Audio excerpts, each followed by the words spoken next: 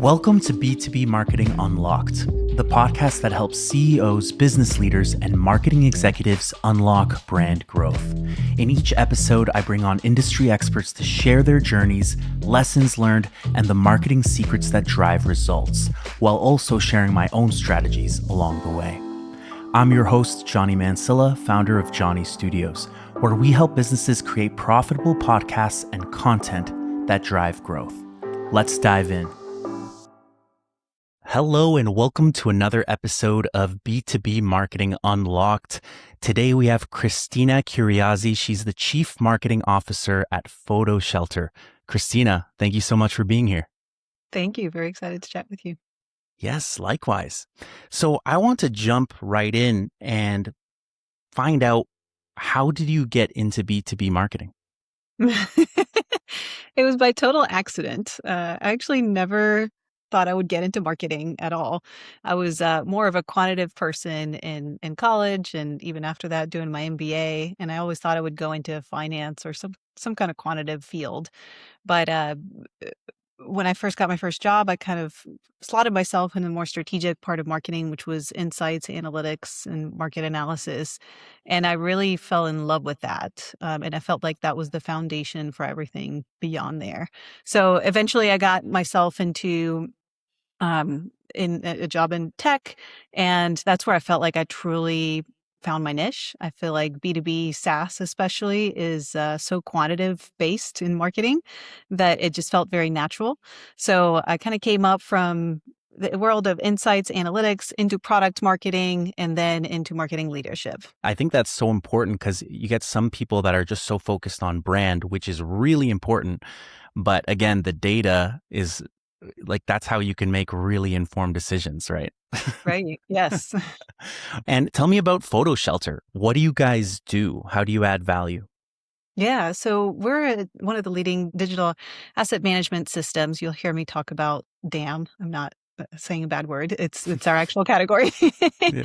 um, but think about, any marketing department or creative person that might have visual assets, whether it be graphics, videos, photos, and they need to organize those graphics and visual assets in a system, and both store them as well as distribute them very quickly across the organization or even externally.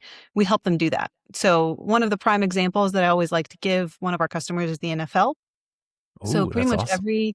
every photo, video, and other assets that, for example, happened during the Super Bowl and were taken during the Super Bowl, they were uploaded to PhotoShelter via the live camera feed, and the team was able to take them and then distribute them to their entire team, including the athletes. So we actually have a product that enables that, and the athletes were then able to share them on social media. So not only do we enable them to store these assets, but also to distribute them and then see as their stakeholders, like the athletes are distributing them to their fans, what the effect of their content is. So the hook here really is the fact that we help companies and organizations really maximize the ROI of their content. And not only that, but we also help them track it. So that's really key these days with how fast content is being produced and needs to get out there. Yeah, for sure. And that sounds like you guys streamline the whole process, which makes it super convenient.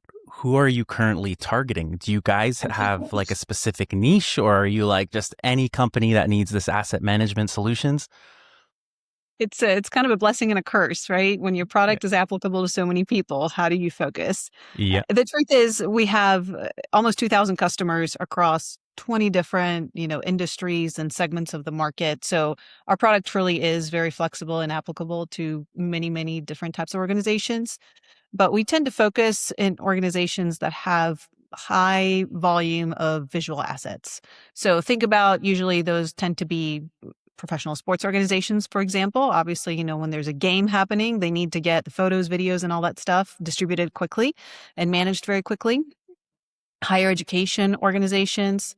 And then you might not think about this, but like healthcare organizations, right? They need to drive local engagement in the community and make sure their brand is top of mind for the local community, as well as travel, tourism types of organizations, government, and many different types of really organizations that are handling large volumes of visual assets.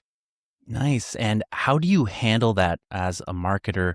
Are you creating different landing pages for each avatar, or are you doing something just more broad with more specific case studies? How are you kind of approaching that? Yeah, we try to create as much personalized content as possible. So when we're talking to someone, let's just say in, higher education, the content that we're showing them, whether it's on our website or the case studies that we're sharing, or even, the material that we're sharing with them is all personalized to their industry, because that goes a long way, right? When you can see one of your peers, how they use a certain tool or, a certain software, it goes a long way to understand how you could use it as well. So we try to personalize it as much as possible. We have sort of our top, 10 or so verticals that we go after, and you can see them on our website. It's no secret. And, all of our content production and campaigns kind of tend to center around those verticals. Nice. And what does your marketing team currently look like? Is it just you, or who do you work with on a day-to-day basis? Yeah, that's a good question. I have about 15 folks on my team, and that spans Nice. from what you would call traditional marketing all the way to business development. So I do have the BDR team within marketing integrated under our demand gen function. I organize the marketing team to match the funnel as much as possible, because my goal is for marketing not to be a cost center, but to be a revenue driving function of the organization. So I have a content and awareness sort of department within marketing. All the content that we're producing, social media, all that stuff goes through that group. Then we have our demand gen function, who is very much focused on how are we driving leads for our sales team. And that's where the BDR team also falls into. So that is a combination of inbound and outbound activities. And then finally, thinking about the bottom of the funnel, how do we, convert folks to become customers, but also how do we engage those customers and turn them into even more valuable customers that we both grow together over time so that we maximize the ROI of our relationship. So I kind of try to align every function within marketing with the funnel so that we can serve the entire organization across the entire funnel. That's awesome. And what's working best for you guys right now to drive leads? Like, I know you guys are doing a bunch, Yeah. but if you really had to narrow it down, what would you say that is? Yeah. There's not one channel that we're highly dependent on. So we try to do things across many different channels. And we understand that people are not just going to wake up one day and, search for DAM and go buy it now. It's a process. They want to Yeah. meet you at an event, and they might hear about you at a webinar, and they want to come to your website and check you out. They might want to talk to some customers. So we try to do a lot of those activities and think about the journey that someone takes instead of just thinking about each channel separately. So Mm. the key channels that we do invest in from a demand gen perspective would be pretty traditional, digital channels, everything from paid search ads to, advertising in general, all the way to events where we know there's some critical events that we need to be at to meet both customers and prospects. And we're pretty well invested into cold outbound as well that generates good pipeline for us. So across those three key categories, I would say that's where we're spending most of our money in. Nice. That's awesome. And yeah, that's so true. I feel like, especially now, there's just so much more touch points that need to go into it, right? Because there's just so much noise. How is AI coming into your guys' workflows? Have you guys started thinking about that, or are you currently leveraging it? Tell me a little bit more about that. Yes, we were leveraging it a ton. And it's been a challenge, right? I don't think any marketer would sit here and say, oh, it's been so easy. No, um, it's a beast, right? yes, it is a beast. Absolutely. So it's very powerful, but it's also, it takes humans a second to digest it, to learn it, and then to figure out what to do with it. So we've done that quite well. I would say this year has been sort of a breakout year of how we're using AI, and we're using it in many different ways. I would say some of the more powerful ways have been being able to come up with strategy and analyze things a lot faster and just, infuse that extra strategic thinking into our process a lot faster. So something I spoke to someone else recently about was, our go-to-market process, being able to figure out what aspects of the market are most profitable and where can we go after them, and then create a whole GTM playbook around it and a matter of a day. Like you couldn't do that before. Take a lot longer, So yeah. yeah, we're using it for strategy stuff. We're also using it for execution a ton, from content development to content briefs, website development. So there's a ton of applications that we're using it across the entire team to be able to go to market not only faster, but also at a higher volume and a more personalized way. Because it's one thing to have a marketing group that can produce things for generic marketing, but it's another thing to be able to go to each segment that you're targeting and be able to have very highly personalized messaging. I think that's way more efficient. So I think Yeah. we're only scratching the surface, to be honest. I think as we think about AI, workflows, like figuring out how do you create more automated workflows to enable you to scale even faster is sort of the next frontier. So that's something that we're investing time in and, energy to figure out. Right on. And how does that come into play when you guys are hiring for new marketing talent? Are you guys looking at, okay, how AI forward or even just MarTech forward are these individuals, or is that a big factor? Absolutely, yeah. It's not like there's any experts out there by all means, right? Everything's so new to everyone, so you Yeah. can't go find someone that has 15 years of experience in this. But it definitely plays a huge role. I mean, even, we're hiring an intern right now, and I told the hiring manager, I was like, make sure that they're at least open to experimenting with AI because that's something we do constantly here. And if it's not your mindset, it can be a frustrating experience, right? Like, now there's this other thing I have to figure out. So you got to want it. You got to be excited about it. You got to have that sort of mindset that it's here to help you be better instead of it's here to threaten you. That's so true. And I feel like those are the two camps that I'm seeing, right? There's people that are getting really scared of it and they're like, no, it's not going to be better than me. I'm just going to look away. And then there's people that are just fully adopting. But I think in the future, it's the people that adopt it are going to be the ones that are still around, right? Because it's just the throughput you can get if you really um, train it with all the data that you actually need can actually be quite incredible in the results you can get, right? Yes, absolutely. And what more traditional tools do you guys use? Like besides AI, is there any software in the day to day that you or your team use that is really helpful in the results you guys are getting? Yeah, I mean, we have a pretty typical tech stack, I would say. We're on Salesforce CRM. We use a marketing automation system. And also, we use Qualified, which is our sort of like demand gen engine backbone. Yes. So we have I can't say that we have anything like out there on our tech stack, which I like because, there's, secure and they're not going to go down on you. So, Yeah. it's a good solid tech stack. It's pretty traditional, I would say, to what you would see in most SaaS businesses. Nice. That's good. And that's the thing, right? You need something reliable, and it's better to master a few key ones than just try experimenting with all of them and not get good Right. at any, right? So it's usually better to focus in that sense. Can you walk me through a recent campaign from idea to results? It could be a campaign you were directly involved in, or it can be one from your team that just stands out where you were like, oh, I'm really happy with how this turned out. Yes, this is my favorite campaign. So AI is a hot topic, obviously, and Yes. it's a hot topic for our customers too. And our product has AI within it, so we definitely want to make sure that we're promoting it for the benefit of the business as well, not just for our own marketers. So something we did was we implemented a what do I call this? Like a multi-tactic campaign that included everything from thought leadership content to events and a ton of, market announcements, even product innovation. So we said, okay, how do we get the market's attention on AI? And we started with a research study. So our target audience is marketers. So we went to those marketers and we surveyed them. Hey, how are you using AI? What are the challenges? They told us so much. We got almost 400 people, 400 Wow. marketers that responded to our survey and told us so many things about it. So then we packaged up those results into insights and produced a ton of thought leadership content. So we created a white paper that you can go download from our website, and you can see all of what all the other marketers are saying about AI, how they're using it, what they're challenged with, and what they're thinking about the future. And we also created what we call the AI Summit. So this year was actually our third AI Summit. So we started this 3 years ago.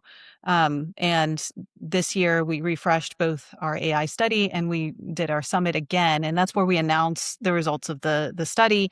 Everyone had a sneak preview of the results on the day of the launch. And then we were able to produce a ton of other content around it, right? Webinars, videos, articles in our blog, a lot of PR. We get so much PR from anything AI that we publish.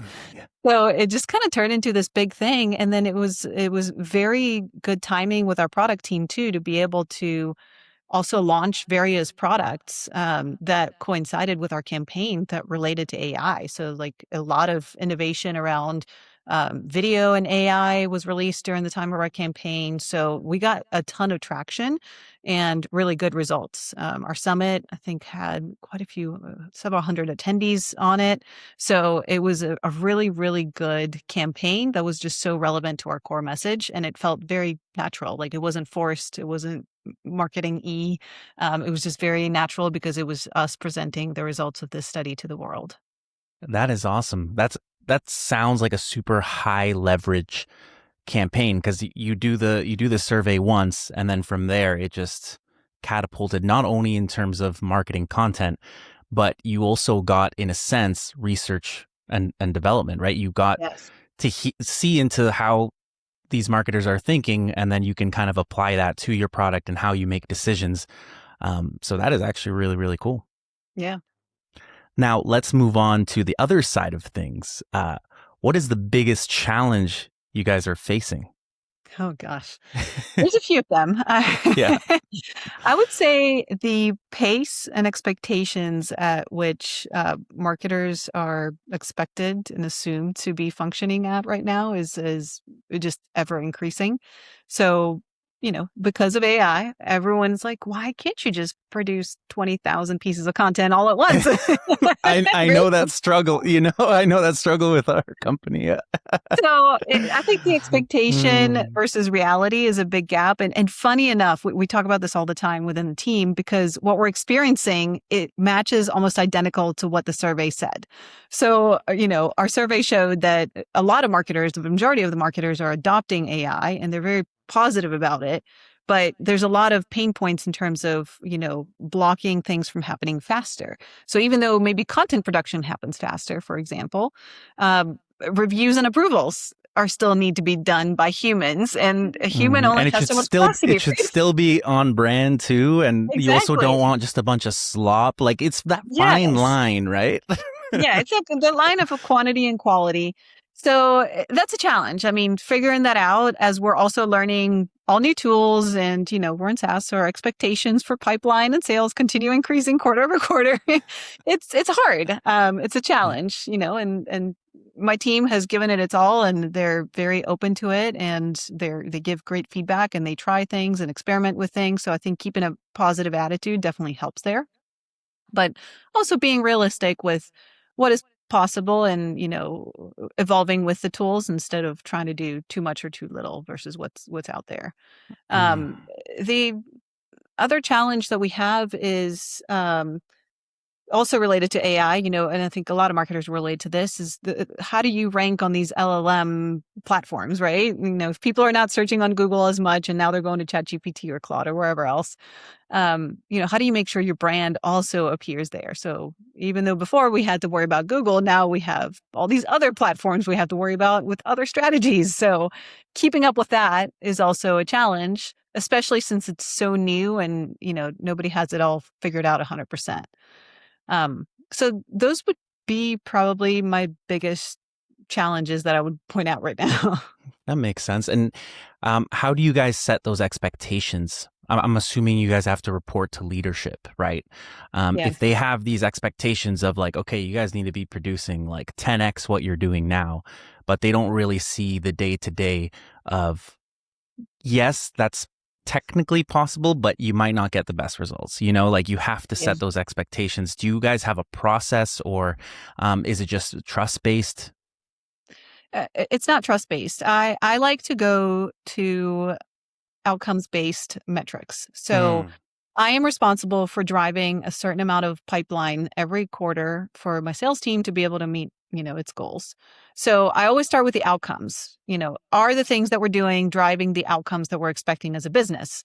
Um, if they are, that's great. The next question I always ask myself before anyone else asks me is, great, could we be doing even better or even more with what we have to get, better ROI out of our activities? So usually it starts with outcomes and what we're trying to drive. And if it doesn't align to that, or if I can't clearly show that a new shiny thing is going to result in the outcomes we want, then I'll usually have a conversation. And, my executive team and also our board is very reasonable. And we talk about this a lot on what's reasonable versus not.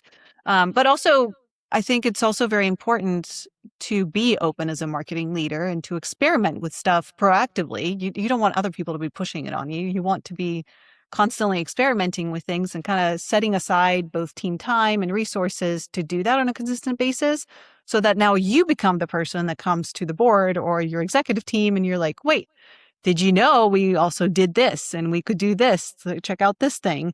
So you kind of take more control of what's happening. That's amazing. Yeah, it's never going to be perfect, but I think being hyper focused on the outcomes that you're trying to drive and linking everything back to them is really the best way to do it with a business. Yeah, for sure. And I think that's how it should always be, outcome focused, right? As long as the outcomes are coming, then you're doing your job, right? And then it's just kind of finding that balancing act and kind of giving ideas to push that forward, Yeah. right? That's awesome. Is there any experiment or lesson learned that has surprised you? It can be within the company you're now or just in general in your marketing career. Yes. There's two things that I don't want to say surprise me, but it's a pleasant surprise. So, and they both relate to customer engagement. So one thing was the amount of case studies that we've been able to do with our customers. When I first joined the business, I was super hyper focused on let's talk to as many customers as possible. Let's make sure we're telling our story through our customers' mouths, because I think that's so much more effective than like us producing marketing on our own. Mm. So at first there was a lot of non-believers like, oh, there's no way you can get that many customers to talk to you. And I'm like, well, watch me. Yes, So I I got on love the that. phone I with love them. that attitude, Christina. That is awesome. So I got on the phone with them, did the first few interviews myself, helped produce the first few case studies. And then once we developed a playbook, it really literally avalanched, and it has shocked all of us how open and willing our customers are to tell their story, and tell the world how they're using our tool to be successful. And they honestly just do our marketing for us. And it's so great. So that has surprised me at how, I don't want to say it's easy, but how much easier it is than I expected it to be. And I think everyone else expected it to be, to produce that many case studies. I think we're nearing 100 case studies since I joined, and we Wow, had less than 10 when I joined. So that's incredible. this has now become like part of our playbook, and it's almost like, hey, we have too many now. Like we got to be more strategic about how we go about this. So that's been great. The other thing that also pleasantly surprised us recently is we launched a new customer engagement program where we called it PhotoShelter Academy. And it was all centered around our users and making sure that they can maximize the use of our platform. As I told you earlier, our platform is very robust, very wide. It has a lot of features in it. So, some customers use a lot of them, others don't. And it might be because they don't even know about them. So we do at least twice a month these little personalized workshops with customers. And they're very intimate.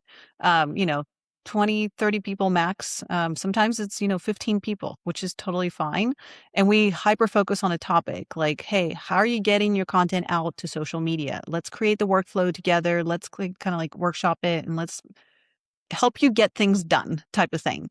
And the engagement that we get out of those sessions is insane. I would say 90% plus engagement from the audience, which is great. And I mean, like participation, opting into trials, trying new things, responding to us. It's a great customer engagement tool for us.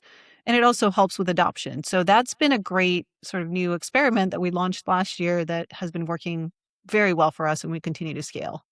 That is awesome. And adoption is super important for your line of business, right? Because if you can get people using it properly and um, extracting all the value out of it, they stay for a lot longer, right? Yes. And in terms of your case studies, that is an incredible metric. Being able to get that many case studies, I've known from my own experience, anytime you start adding case studies, whether it's to a client or to your own business, I feel like the conversions just go always better because people want to see that proof. People want to see the use cases of how it's being successful. Do you have any tips for companies out there who may be struggling to get case studies? Do you wait for the perfect timing when a client's really happy, or do you just kind of just do it as a process? What's your thinking behind getting case studies? The best way I would describe it is we treat it like a BDR process. It is like us reaching out to the customers and being relentless about getting in touch with them. So we start with a list. We have our wish list. So we're like, okay, we want to produce X amount of case studies in these segments. And then we go and find a whole list of customers in those segments.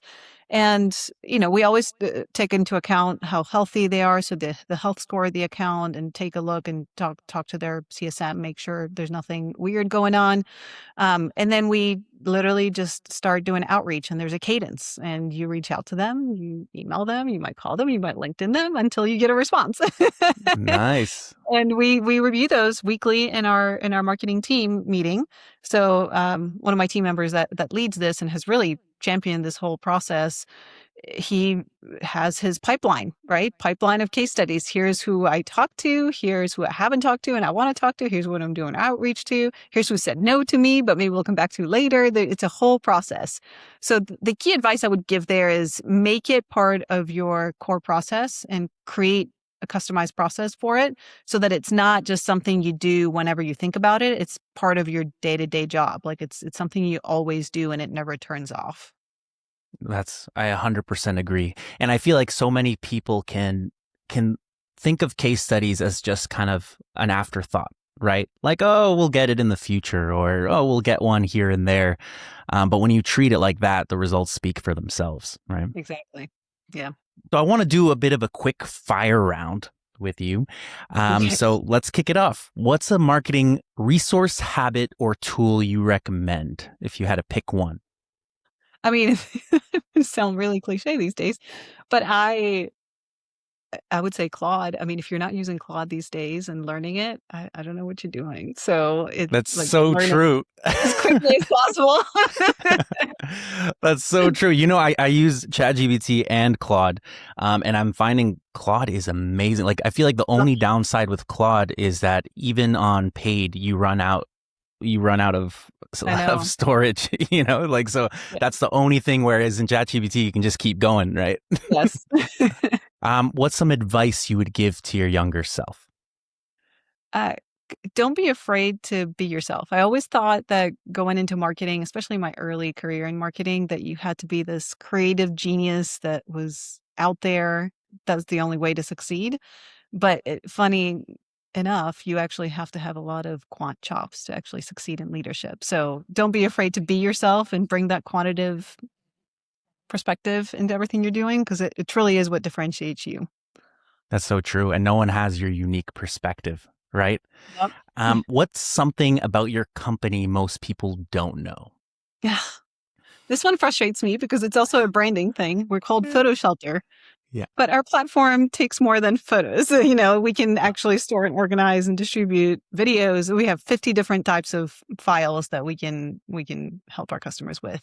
So that's something that I would say is a misconception, that we only do photos. And I get why, because of the name.